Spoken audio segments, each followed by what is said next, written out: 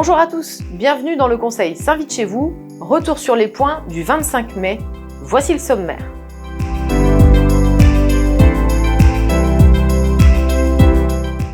Sur l'opération coup de pouce, nous avons rappelé que le débat aurait bien dû se tenir le 6 avril lors du vote du budget, puis nous avons insisté sur les principales différences entre la proposition de la majorité et notre proposition qui s'affiche ici à l'écran. Quelques explications sur les bénéficiaires d'abord. La majorité parle de travailleurs pauvres. Si le terme technique peut être utilisé par l'INSEE à des fins statistiques, il faut quand même rappeler qu'il désigne par là une partie de nos administrés et que le terme est particulièrement choquant et méprisant dans ce contexte.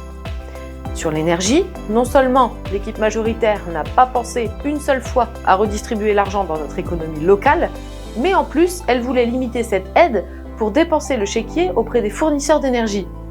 En revanche, une fois que la mesure a été adoptée par le CCAS, M. Desmond ne s'est pas privé de faire le tour de nos commerces pour leur expliquer les retombées positives sur leur activité. Démagogie quand tu nous tiens.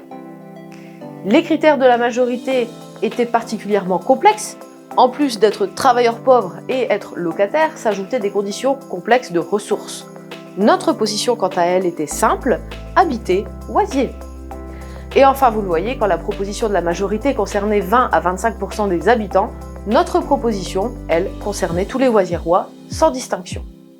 Et j'en profite pour remercier à nouveau les administrateurs du CCAS d'avoir fait le choix d'une aide équitable dont chaque Oisiérois pourra bénéficier. Nous reviendrons vers vous pour les informations pratiques du chéquier.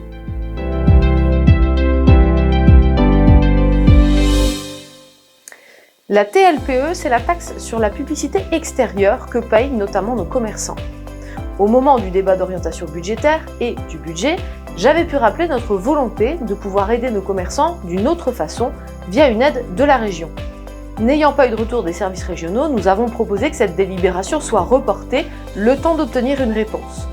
Malgré nos arguments, M. Desmond a maintenu la délibération et a acté une augmentation de 6% de cette taxe qui sera désormais indexée chaque année, ce qui ravira sans doute nos commerçants. La majorité a demandé un report de l'agenda pour la mise en conformité de nos bâtiments pour l'accessibilité aux personnes en situation de handicap.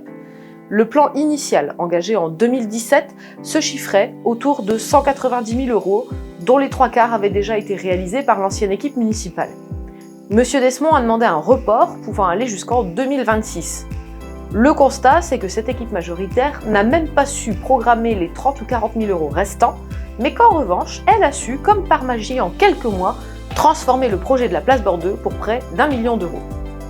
M. Desmond s'est très bien usé et abusé de la communication. En revanche, quand il s'agit de programmer les travaux nécessaires, c'est 0 € au budget 2023. La communication, c'est vraiment la seule action de cette majorité.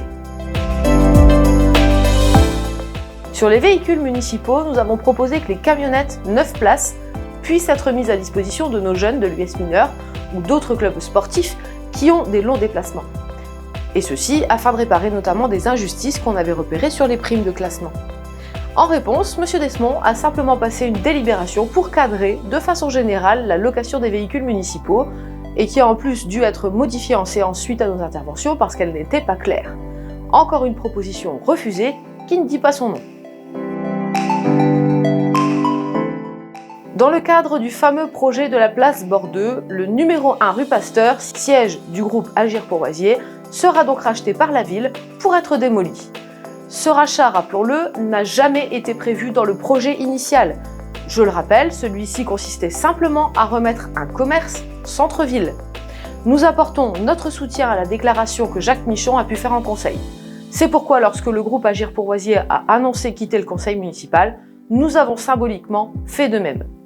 La majorité n'ayant plus le quorum pour continuer la séance, le conseil se poursuivra mardi prochain à 18h30. 2 points seront donc à l'ordre du jour, le vote sur l'achat du 1 rue Pasteur et la modification du règlement intérieur du conseil municipal. Je vous donne donc rendez-vous très vite dans une prochaine vidéo pour un peu plus d'explications. Merci de nous avoir suivis et on se revoit très vite en vidéo pour la suite.